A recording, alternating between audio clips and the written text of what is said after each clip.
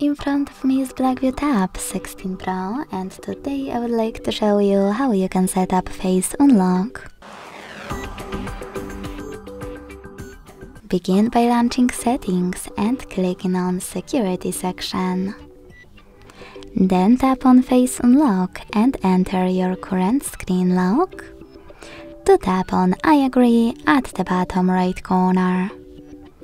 When you're ready, select Start, keep your face in frame and follow all of the instructions from your screen.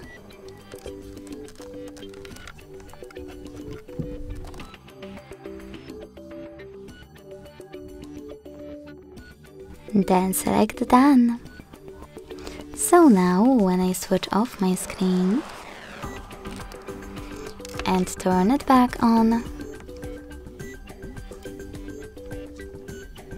I can see that Face Unlock is working properly. Thanks so much for watching. If you enjoyed this video, leave a like, comment and subscribe. Bye!